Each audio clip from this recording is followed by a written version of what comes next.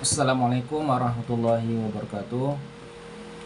Perkenalkan, nama saya Muklis dari kelas 2 TRJTB dengan nomor NIM 2320304020 pada mata kuliah Keamanan Jaringan yang diampu oleh Bapak Muhammad Susanto. Baiklah, pada kesempatan ini saya akan membuat sebuah video kesimpulan atau ringkasan pada modul 12 yang dengan judulnya System and Network Defense. Pada poin pertama 12.0 yaitu pendahuluan, modul ini penting untuk memahami bagaimana melindungi sistem dan jaringan dari berbagai ancaman keamanan. Setiap sistem dan jaringan rentan terhadap serangan. Nah, dari modul ini akan memberikan wawasan tentang cara memperkuat hardening berbagai komponen teknologi mulai dari perangkat keras, aplikasi hingga sistem tertanam. Tujuannya agar kita bisa menerapkan perlindungan yang berlapis secara menyeluruh. Jadi mempertebal keamanan sehingga tidak mudah dibobol. Yang kedua pada 12.02 yaitu kita juga akan mempelajari teknik dan strategi pertahanan untuk sistem dan jaringan.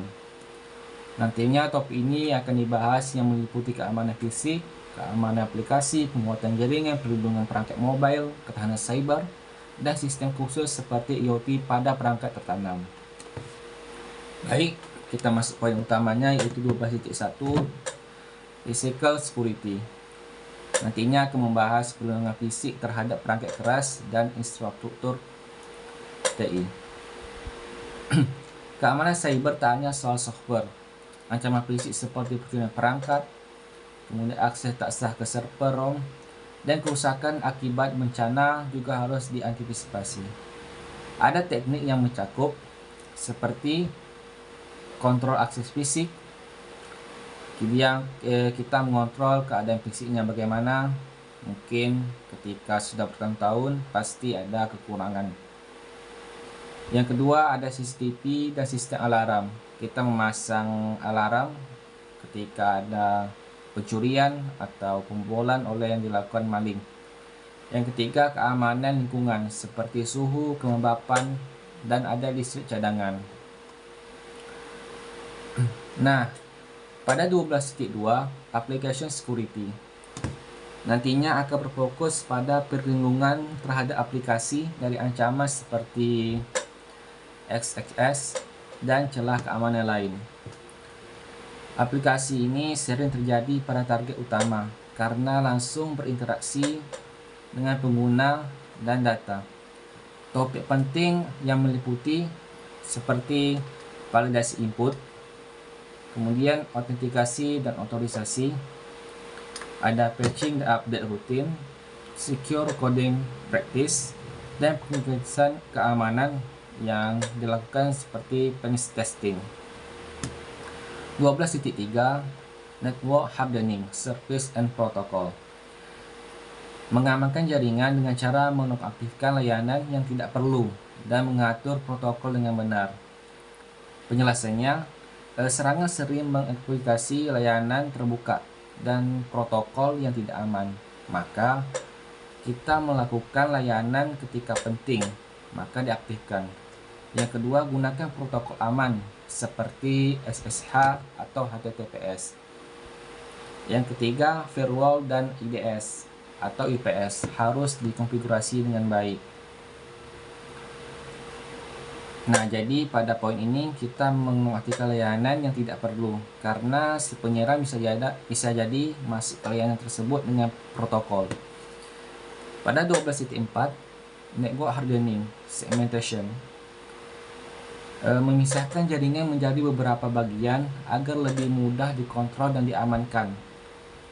Contohnya gini, segmentasi jaringan mengurangi dampak serangan karena adanya lalu lintas dibatasi antar segmen, misalnya penggunaan VLAN. Sistem kritis dipisahkan dari sistem publik, dan penggunaan DMZ untuk layanan yang diakses dari luar. 12.5 Hardening Wireless and Mobile Device. yaitu melindungi jaringan nirkabel dan perangkat mobile yang sangat rentan terhadap penyusupan. Keamanan wireless dan perangkat mobile membutuhkan perhatian khusus karena bisa saja sinyal bisa ditangkap di luar gedung.